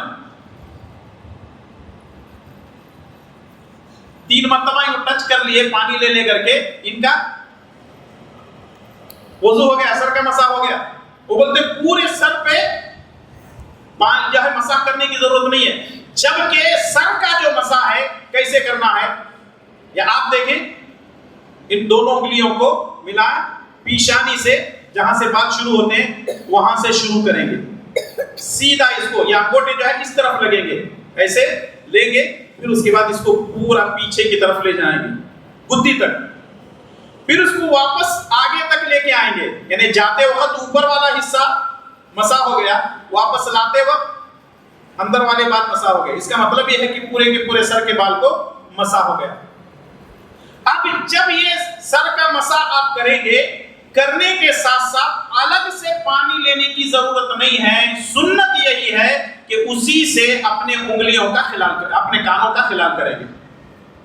کیسے خلال کریں گے؟ اپنے کان میں انگلی ڈالیں گے، آگے کی طرف گھمائیں گے، ایسا لیں گے، پھر اس کے بعد کان سے باہر نکالیں گے، اور پھر اس کے بعد دونوں ٹخنوں کو، دونوں پیروں کو ٹخنوں سمیت دھونا ہے۔ ٹخنے بولے تو گڑگے تک دھونا۔ کہاں تک؟ ٹخنے یا گھنٹا ہے پیر میں، وہاں تک دھونا۔ اچھا، یہاں ایک اور چیز بھی بتانا ہے آپ لوگوں کو۔ وضو کرنے کے وقت میں، یعنی مسح کرنے کے وقت میں، سر کا اور کان کا مسح کرنے کے بعد کچھ لوگ گردن کا بھی مسح کرتے ہیں۔ یہ سنت سے ثابت نہیں، بدعت ہے۔ سنت سے ثابت نہیں ہے۔ اب آپ کہیں گے کہ مولانا ایسا کیسا بول رہے ہیں بھائی، جب نبی صلی اللہ علیہ وسلم سے ثابت ہی نہیں ہے، جو سنت نہیں ہے وہ کیا ہوا؟ بدعت ہو گیا۔ آپ جب اپنے ہاتھ کو پیچھے کی طرف لے کر جا رہے ہیں، کہاں تک لے جائیں گے؟ گدی تک، واپس لا رہے ہیں، تو اس کا مطلب یہ ہے کہ گدی آپ کا مسح ہو گیا، پھر اس کے بعد کانوں کا مسح آپ کر لیں گے تو کافی ہے۔ پھر الگ سے جو ہے یہ کٹ مارنا یہ صحیح نہیں ہے، خلاف سنت۔ پانچویں چیز یہ ہے کہ ترتیب ملحوظ رکھنا۔ ترتیب مطلب پہلے ہاتھ دھونا، کلی کرنا، ناک میں پانی لینا، چہرہ دھونا، ہاتھوں کو دھونا، یہ ترتیب ہے۔ اگر کوئی آدمی بولے نہیں میں پورا ہاتھ دھو لیتا ہوں، سر کا مسح کر لیتا ہوں اور بعد میں جو ہے میں چہرہ دھوتا ہوں بولے تو نہیں چلتا۔ کیوں؟ وضو کے اندر ترتیب بھی ضروری ہے، کیونکہ نبی کریم صلی اللہ علیہ وسلم نے ہم کو وضو کرنے کا طریقہ بتایا ہے۔ چھٹی چیز یہ ہے کہ تسلسل، یعنی اعضاء کو پے در پے دھونا، یعنی طویل وقفہ یا انقطاع نہ ہو۔ ابھی بولا نا وضو کر رہے تھے، موبائل رنگ بجی، فوراً اٹھ کر کے چلے گئے، ایسا نہیں ہوتا۔ جب وضو کر رہے ہیں تو پہلے وضو کرو، اور لوگ تو اتنا ارجنٹ رہتا ہے ان کو، کال نہیں اٹھے تو ایسا معلوم ہوتا کروڑوں کا نقصان ہوتا۔ بھئی ایسا کون سا نقصان ہوتا آپ کا؟ تو اس لیے جو ہے ان تمام چیزوں کا خیال رکھنا ضروری ہے۔ وضو کی سنتیں، یعنی وضو میں کن سنتوں کا خیال رکھنا ضروری ہے اور مستحبات کیا ہیں؟ پہلی چیز ہے مسواک، پہلی چیز ہے بسم اللہ کہنا۔ وضو کرنے سے پہلے کیا کرنا؟ بسم اللہ کہنا۔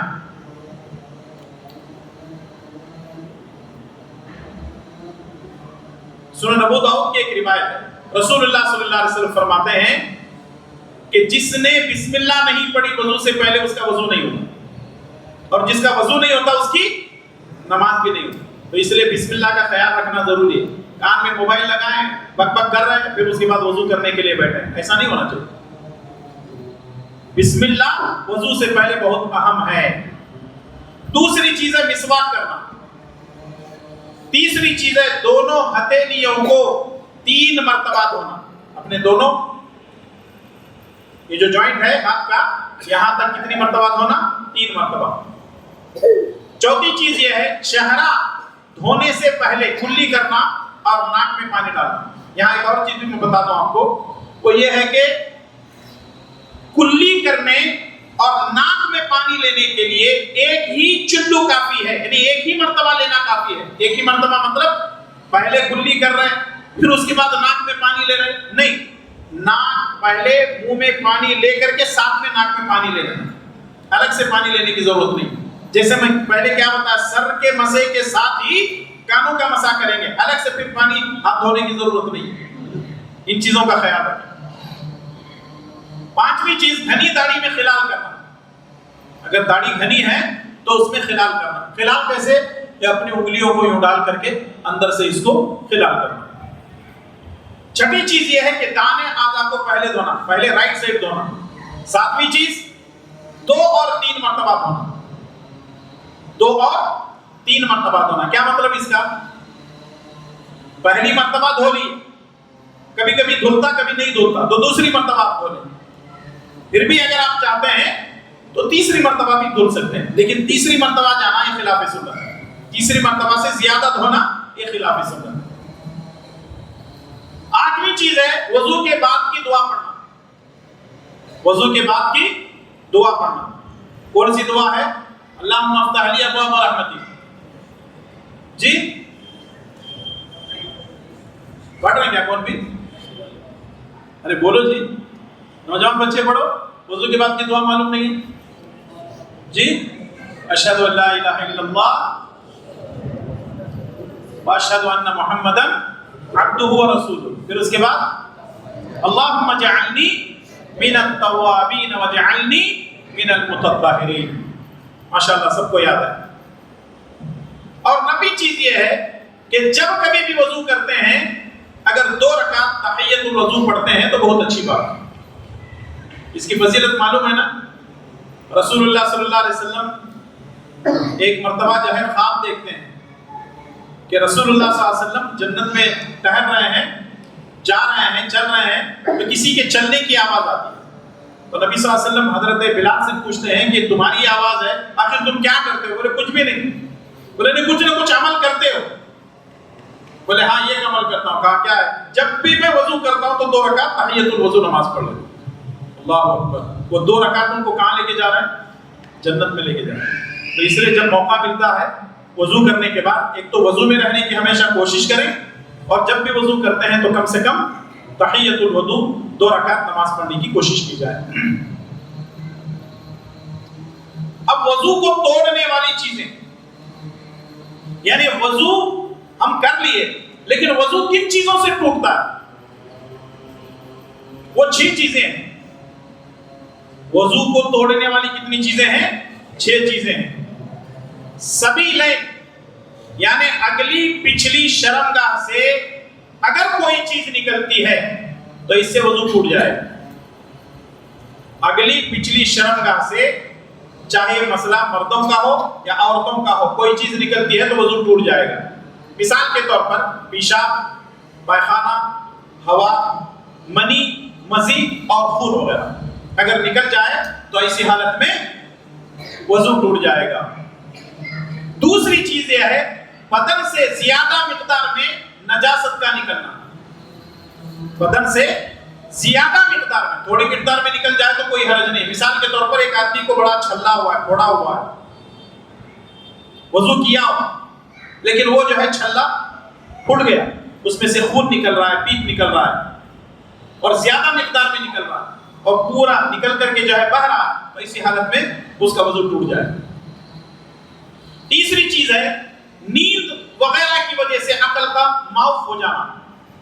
گہری نیند جس سے عقل زائل ہو جائے، کہ جب آدمی بے ہوش ہو جائے یا نشے میں ہو جائے۔ سمجھ میں بات؟ نہیں سمجھ میں، ہر چیز سمجھانا پڑتا۔ نیند وغیرہ کی وجہ سے عقل کا معاف ہو جانا، یعنی آدمی جو ہے وضو کیا تھا لیکن ایسا سویا خراٹا شروع ہو گیا، بیچارہ خراٹے مار رہا ہے، اس کا وضو رہے گا نہیں۔ یا پھر جو ہے وضو کرنے کے بعد وہ بے ہوش ہو گیا تو اس کا وضو نہیں رہے گا، اس کو نئے سے وضو کرنا پڑے گا۔ یا پھر اس کو نشہ چڑھ گیا کسی چیز کا تو اسی حالت میں وضو نہیں رہے گا۔ چوتھی چیز بغیر کسی حائل کے عضو تناسل یا دبر کا چھونا، مرد یا عورت۔ کیا مطلب اس کا؟ آپ وضو کر لیے، آپ پینٹ کے اوپر سے اپنی شرمگاہ کو ہاتھ لگا رہے ہیں، چاہے آگے یا پیچھے، کپڑے کے اوپر سے ہاتھ لگتا ہے، چاہے لنگی پہنے ہیں، چاہے ٹوال پہنے ہیں، چاہے آپ جو ہے انڈرویئر پہنے ہیں، پینٹ پہنے ہیں، اگر اوپر سے آپ شرمگاہ کو ہاتھ لگاتے ہیں تو وضو نہیں ٹوٹتا۔ اگر ڈائریکٹ بغیر کپڑے کے آپ کی شرمگاہ کو آگے یا پیچھے ہاتھ لگتا ہے تو ایسی حالت میں وضو، ارے بولو جی، ٹوٹ جاتا۔ الحمدللہ۔ پانچویں چیز، اونٹ کا گوشت کھانے سے وضو ٹوٹ جاتا۔ اونٹ کا گوشت کھانے سے وضو ٹوٹ جاتا۔ باقی کون سا کھائے تو بھی، دوا کو کھینچے تو بھی چلتا، ایک 4 ڈلیاں زیادہ مارے تو بھی چلتا، بڑے کا چھوٹے کا چکن کا سب انشاءاللہ تعالی وضو نہیں ٹوٹتا۔ ہاں اتنا ضرور ہے کہ کوشش کریں کم سے کم منہ میں پانی لے کر کے جو ہے اس کو نگل جائیں یا پھر جا کر کے کلی کر لیں، کیونکہ نماز پڑھنے کے وقت میں اگر ذرات ادھر ادھر پھنسے رہیں گے تو کیا ہوتا بولو؟ اللہ اکبر، الحمدللہ رب العالمین، ادھر بھی زبان جاری ادھر بھی زبان جاری، وہاں سے بھی کھینچ کو لا رہا یہاں سے بھی کھینچ کو لا رہا۔ تو اس لیے افطار میں جو ہے کوشش کرنا کہ کم سے کم کھا کر کے افطار میں آنا۔ کچھ لوگ تو ایسے ہیں پوری بریانی ختم کر کو بھی ایک ذرا ڈال لے تو پھر اس کے بعد نماز پڑھنے کے واسطے 2 رکعت ہو گئے رہتی، تیسری رکعت پھر بھی خیال رہتا بچی تو جا کے ذرا کھانا دیکھیں۔ تو نماز کے لیے ان تمام چیزوں کا احتیاط کرنا ضروری ہے۔ اونٹ کا گوشت اگر کھاتے ہیں تو وضو رہتا کہ ٹوٹ جاتا۔ چھٹی چیز یہ مرتد ہو جانا۔ مرتد ہونے کا مطلب یہ ہے ایک آدمی وضو سے تھا، مرتد ہو گیا، یعنی میں اللہ اس کے رسول کو مانتا نہیں، میں مسلمان نہیں، تو ایسی حالت میں اس کا وضو نہیں رہتا، ایسی حالت میں اس کا وضو ٹوٹ جاتا ہے۔ ٹھیک ہے، وضو میں واقع ہونے والی چند غلطیاں وضو میں کچھ لوگ غلطیاں کرتے ہیں. پہلی چیز یہ ہے الفاظ کے ساتھ نیت کرنا بدعت ہے. وضو میں الفاظ کے ساتھ نیت کرنا بدعت ہے. الحمدللہ ہماری مسجدوں میں تو وضو خانے میں اتنی ساری دعائیں نہیں رہتی, زیادہ سے زیادہ بسم اللہ لکھ کے رہتا, نہیں تو وضو کے بعد کی دعا. دوسری مسجد میں آپ چلے جاؤ باقاعدہ وہ میٹر 1.5 میٹر کی دعا چلتی ہے, یہ دعا پڑھے بغیر وضو نہیں ہوتا بول کر کے. ایسی بات نہیں, زبان سے نیت کرنے کی ضرورت نہیں ہے, دل سے نیت کر لینا کافی ہے. تو وضو سے پہلے استنجا کو واجب سمجھنا ہے بے بنیاد ہے. کچھ لوگ یہ بولتے ہیں نہیں وضو کرنے سے پہلے واش روم کو جا کو آنا پھر اس کے بعد وضو کرنا, یہ کوئی کنڈیشن نہیں, آپشنلی اگر آپ کو ہے, آپ کو ضرورت ہے جا کر آؤ, ضرورت نہیں ہے آپ 1 گھنٹہ پہلے کہیں گئے ہوئے تھے باتھ روم کو واش روم کو اور آگے سیدھے وضو کر کے آپ نماز پڑھ سکتے ہیں. تیسری چیز بڑی اہم ہے, وہ یہ ہے وضو کے شروع میں بسم اللہ پڑھنا ہے. بسم اللہ الرحمن الرحیم پڑھنا بدعت ہے. یہ وہابیوں کو دیکھو, جب دیکھو یہ بدعت وہ بدعت وہ بدعت یہ بدعت. ہاں, سنت سے بڑی کوئی چیز نہیں ہوتی. جب یہ چیز ہم کو معلوم ہے کہ پیارے نبی صلی اللہ علیہ وسلم کا عمل یہ ہے تو ہم اس کے اندر زیادتی کرنے والے کون ہوتے ہیں؟ نبی کریم صلی اللہ علیہ وسلم نے فرمایا کہ وضو کرنے سے پہلے کیا پڑھو؟ بسم اللہ. الرحمن الرحیم اگر آپ پڑھ رہے ہیں تو نبی کو معلوم نہیں تھا. کھانے سے پہلے کیا پڑھنا ہے؟ بسم اللہ. بسم اللہ الرحمن الرحیم پڑھنے والے آپ کون ہوتے ہیں؟ نبی کو معلوم نہیں تھا. پینے سے پہلے کوئی چیز آپ مشروب پی رہے ہیں, پانی پی رہے ہیں, شربت پی رہے ہیں, جو بھی پی رہے ہیں, آپ جو ہے صرف بسم اللہ پڑھیں گے. الرحمن الرحیم آپ کیوں پڑھ رہے ہیں؟ کیونکہ نبی کو معلوم نہیں تھا. نبی کو معلوم تھا کہ الرحمن الرحیم بھی ہے بسم اللہ کے بعد, لیکن نبی نے بسم اللہ اس لیے پڑھا کیونکہ اللہ تعالیٰ نے صرف نبی کو بسم اللہ کہنے کا حکم دیا ہے. الرحمن الرحیم خود نبی نے نہیں پڑھا تو ہم پڑھنے والے پڑھیں. بات سمجھ میں آ رہی ہے؟ لیکن کچھ جگہوں پر جو ہے کمپلسری ہے, پڑھنا ہی پڑھنا ہے. جیسے کوئی آدمی جو ہے قرآن پڑھنا چاہتا ہے اعوذ باللہ من الشیطان الرجیم کے بعد بسم اللہ الرحمن الرحیم. جیسے آپ نماز میں سورہ فاتحہ پڑھنے کے بعد ولضالین آمین, اس کے بعد کیا پڑھ کر کے سورت پڑھیں گے؟ بسم اللہ الرحمن الرحیم. ہاں خالی بسم اللہ پڑھے تو خلاف سنت ہے, پورا پڑھنا بسم اللہ الرحمن الرحیم. چوتھی چیز یہ ہے کہ کانوں کے مسح کے لیے نیا پانی لینا حدیث سے ثابت نہیں. یعنی ایک ہی مرتبہ سر کا مسح کرنے کے بعد اسی سے آپ کانوں کا مسح کریں گے, لیکن الگ سے پانی لے کر کانوں کا الگ سے مسح کرنا یہ صحیح نہیں ہے. پانچویں چیز گردن کا مسح کرنا کسی صحیح حدیث سے ثابت نہیں ہے. چھٹی چیز وضو سے فارغ ہونے کے بعد آسمان کی طرف دینا اور انگلی اٹھانا کسی بھی صحیح حدیث سے ثابت نہیں ہے, اور یہ حدیث ابو داؤد کی ہے, یہ ضعیف ہے. اور مجھے اچھی طرح یاد ہے, پہلے میں خود بھی جو ہے بچپن میں اشہد اللہ الہ الا اللہ وحدہ لا شریک له, یہ ہم لوگ دعا پڑھتے تھے آسمان کی طرف. دعا آپ پڑھیں ٹھیک ہے, لیکن آسمان کی طرف انگلی اٹھا کر کے ایسے جو ہے دعا پڑھنا ثابت نہیں ہے, وہ حدیث جو ہے صحیح نہیں. ساتویں چیز وضو کے دوران آزاد ہوتے ہوئے یا مسح کرتے ہوئے نبی صلی اللہ علیہ وسلم سے کوئی دعا ثابت نہیں. اس بارے میں جتنی دعائیں بیان کی جاتی ہیں وہ بدعت ہے. ہاتھ دھونے کی دعا, کلی کرنے کی دعا, ناک میں پانی چڑھانے کی دعا, چہرہ دھونے کی دعا, ہاتھ دھونے کی دعا, مسح کرنے کی دعا, پاؤں. ارے لوگ کیا کیا بنا کے بیٹھے ہیں, اب بیچارہ یاد نہیں رہا کیا کرنا, صرف دیوار پہ مار لینا. اب سمجھو حکم یہ ہے نبی صلی اللہ علیہ وسلم کا بسم اللہ بولو, وضو کرو, وضو کے بعد کی دعا پڑھ لو. اب ایک آدمی کے لیے جو ہے اتنا مشکل کر دیے ہیں, جیسے کچھ لوگ یہ بولتے ہیں عشاء کی نماز 17 رکعت کمپلسری پڑھنا, کیوں فرض نماز 4 رکعت پڑھ کے گیا تو نہیں چلتا؟ لوگ یہ جو پابندیاں اپنے طرف سے بنا دی ہیں, کچھ لوگ ہے 17 کون مار لیتے ویڈنگ ہے, بس چلو نکل. لوگ 17 کے ڈر سے نہیں آتے. کوئی آدمی بیزی ہے, آیا فرض نماز پڑھ لیا چلے گئے, گھر میں جا کر کے سنت پڑھ لے, نفل پڑھ لے, گھر میں جا کر کے وتر پڑھ لے, کوئی حرج نہیں. لیکن یہ جو اس طرح کی پابندیاں لگاتے ہیں کہ ہاتھ دھونے کی دعا الگ ہے, کلی کرنے کی دعا الگ ہے, چہرہ دھونے کی دعا الگ ہے, ہاتھاں پھر کونی تک دھونے کی دعا الگ ہے, اس کی دعا اس کی دعا, یہ ساری چیزیں نبی کریم صلی اللہ علیہ وسلم کی سنت سے ثابت نہیں ہے. 8ویں اور 9ویں چیز یہ ہے کہ ضرورت سے زیادہ پانی استعمال کرنا منع ہے, اس پر بات ہو چکی ہے. تو وضو کا طریقہ سمجھ میں آیا؟ سمجھ میں آیا؟ وضو کا طریقہ آیا چلے تو کیا سمجھ میں آتا، لیکن اس کی ترتیب الگ الگ انداز سے پیش کی گئی۔ اب میں وضو کا طریقہ آپ کو سمجھاتا ہوں۔ سب سے پہلا کام، اپنے داہنے ہاتھ کو 3 مرتبہ دھونا، 2 یا 3 مرتبہ، بائیں ہاتھ کو 2 یا 3 مرتبہ دھو لینا، یہ جوائنٹ تک، ٹھیک ہے، یہاں تک دھوئیں گے۔ پھر اس کے بعد منہ میں پانی لیں گے اور اسی پانی کو ناک میں بھی چڑھائیں گے، یعنی ایک ہی ساتھ دونوں کا، یہ سنت ہے۔ ایک مرتبہ اپنے جو ہے کلی کرو، انگلی ڈال کر کے جو ہے دانت وغیرہ صاف کرو، اور ناک میں جو ہے انگلی وغیرہ کرنے کے بعد اپنے ناک کو جھاڑو، صاف کرو۔ پھر اس کے بعد اپنے چہرے کو دھونا۔ چہرہ کہاں سے کہاں تک دھونا ہے؟ پیشانی سے لے کر ٹھڈی تک، اور دونوں کے جو ہے درمیان والا جو حصہ ہے یہ چہرہ ہے، اس کو دھوئیں۔ کتنی مرتبہ؟ 2 مرتبہ یا 3 مرتبہ۔ پھر اس کے بعد اپنے ہاتھوں کو کوہنی تک دھوئیں گے، 2 مرتبہ یا 3 مرتبہ۔ پھر اس کے بعد اپنے سر کا مسح کریں گے، اور اسی پانی سے انگلیوں سے جو ہے کانوں کا بھی مسح کریں گے۔ پھر اس کے بعد داہنے پاؤں کو 3 مرتبہ، 2 یا 3 مرتبہ، اپنے بائیں پاؤں کو 2 یا 3 مرتبہ دھوئیں گے۔ تو اس کا مطلب یہ ہے کہ اس طرح وضو ہو گیا، اور وضو کے بعد کی دعا پڑھیں گے جیسا کہ آپ لوگوں کو وضو کی دعا یاد ہے۔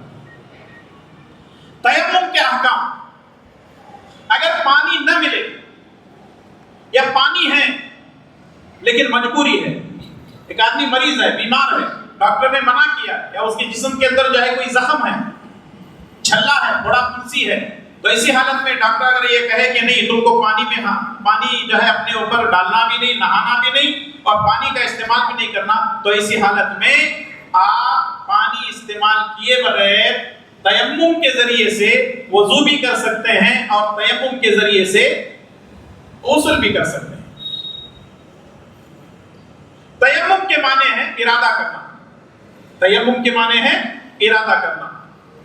تیمم کی شرعی تعریف یہ ہے کہ عبادت کی خاطر نماز وغیرہ کی نیت کرتے ہوئے پاک مٹی کے ساتھ چہرے اور دونوں ہاتھوں کا مسح کرنا، اس کو تیمم کہتے ہیں۔ اب تیمم کا جو حکم ہے قرآن کریم کے اندر موجود ہے۔ سورہ مائدہ کی آیت نمبر 6 میں اللہ تعالیٰ نے فرمایا وَإِن كُنتُمْ جُنُبًا فَطَّهَّرُوا، وَإِن كُنتُمْ جُنُبًا فَطَّهَّرُوا، اگر تم جنوبی ہیں، ناپاک ہیں، تو پاکی حاصل کرو۔ وَإِن كُنتُمْ مَرْضَىٰ أَوْ عَلَىٰ سَفَرٍ أَوْ جَاءَ أَحَدٌ مِّنكُم مِّنَ الْغَائِطِ أَوْ لَامَسْتُمُ النِّسَاءَ فَلَمْ تَجِدُوا مَاءً فَتَيَمَّمُوا صَعِيدًا طَيِّبًا فَامْسَحُوا بِوُجُوهِكُمْ وَأَيْدِيكُمْ مِنْهُ۔ اب اس کے اندر وضو پانی نہ ہونے کی صورت میں یا پانی ہونے کی صورت میں کیسے تیمم کرنا ہے، کن کن وجوہات کی بنا پر تیمم کرنا ہے، وہ ساری چیزیں بتائی گئی، اور تیمم کا طریقہ بھی بتایا گیا۔ تیمم کا طریقہ کیا ہے؟ فَامْسَحُوا بِوُجُوهِكُمْ وَأَيْدِيكُمْ مِنْهُ۔ طریقہ بتانے سے پہلے تیمم کن چیزوں سے کیا جائے گا؟ پاک مٹی تو سمجھ میں آ رہی ہے بات، ٹھیک ہے۔ اس کے علاوہ ریت یعنی بالو، اس کے اوپر بھی آپ تیمم کر سکتے ہیں، اور اگر پتھر ہے اس کے اوپر مٹی جمی ہوئی ہے، اس کے اوپر بھی آپ تیمم کر سکتے ہیں، چاہے وہ مٹی خشک ہو یا تر ہو، یعنی سوکھی ہو یا گیلی ہو، تو ایسی حالت میں اس میں تیمم کیا جا سکتا ہے۔ تیمم کرنے کا طریقہ یہ ہے، سب سے پہلے نیت کریں گے۔ آپ غسل کے لیے بھی نیت کر رہے تھے، وضو کے لیے بھی نیت کر رہے تھے، اور یہاں تیمم کے لیے بھی نیت کرنا ہے۔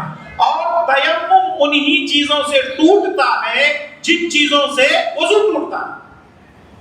کتنی چیزیں تھی وہ؟ 6 چیزیں تھیں۔ 6 چیزوں سے کیا ٹوٹ رہا تھا؟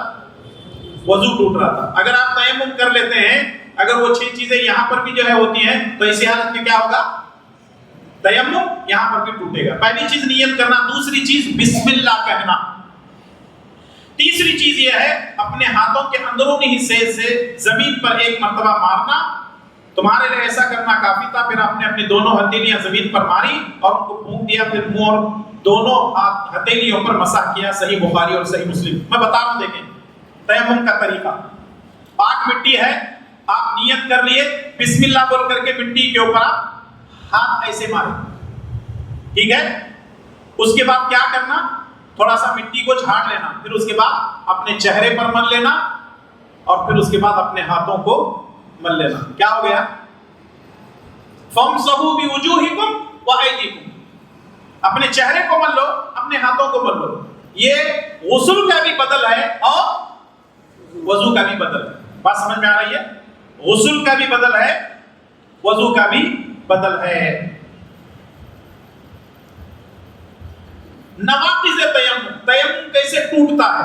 پہلے تو وہ چیز مل گئی نا آپ کو، 6 چیزوں سے ٹوٹتا ہے۔ لیکن اگر سمجھو آپ کسی ایسے علاقے میں ہیں جہاں پانی نہیں ہے، وہاں پر آپ کر رہے ہیں نا مجبوری کی حالت، لیکن اگر سمجھو پانی نہیں تھا، تیمم کر کے نماز پڑھ رہے تھے، اگر پانی مل گیا تو تیمم ختم۔ فارسی میں ایک محاورہ ہے، آب آئے تیمم برخاست، پانی مل گیا تیمم ختم۔ بات سمجھ میں آ رہی ہے؟ پانی اگر مل گیا تو تیمم ختم ہو جائے گا۔ اور اگر غسل زائل ہو گیا، سمجھو کہ اگر آپ کا جو ہے کوئی زخم وغیرہ تھا یا ڈاکٹر بولتے ہیں ہاں نہا سکتے ہیں، تو ایسی حالت میں آپ کا غسل بھی ختم، آپ کا تیمم کے ذریعے سے جو کیا ہوا غسل ہے وہ بھی ختم، تیمم کے ذریعے سے جو کیا ہوا وضو ہے وہ بھی ختم۔ اب آپ کو کیا کرنا ہوگا؟ پانی سے غسل بھی کرنا ہے، پانی سے وضو بھی کرنا ہے۔ تو یہ کچھ باتیں تھیں جو آپ کے سامنے پیش کی گئی ہیں۔ اس کے اندر تقریباً 4 چیزیں آ گئی۔ پہلی چیز طہارت، دوسری چیز غسل، تیسری چیز وضو، اور چوتھی چیز وہاں کھول لے بیٹے، میں کیا سمجھا؟ طہارت، غسل، وضو اور تیمم، یہ 4 چیزیں آ گئی۔ اگر اللہ تعالیٰ نے توفیق دی تو اگلی مرتبہ ہمارا جو درس ہوگا وہ نماز کے بارے میں ہوگا، اور نماز بھی باقاعدہ پریکٹیکل انشاءاللہ تعالیٰ کرے گا۔ ٹھیک ہے؟ مغرب کا وقت بالکل سر پر ہے، 5-7 منٹ بچے ہوئے ہیں، تو آپ جا کر کے اپنی ضروریات سے فارغ ہونے کے بعد وضو کر کے مسجد میں آ جاؤ، اور مغرب کے بعد انشاءاللہ تعالیٰ درس ہونے والا۔ اللہ تعالیٰ سے دعا ہے کہ اللہ تبارک و تعالیٰ ہم تمام کو ظاہر اور باطن پاک و صاف رکھنے اور اللہ کی خاطر عبادت کرنے کی توفیق عطا فرمائے۔ آمین۔ وصلی اللہ علی نبینا محمد وعلی آلہ وصحبہ اجمعین۔ السلام علیکم ورحمۃ اللہ۔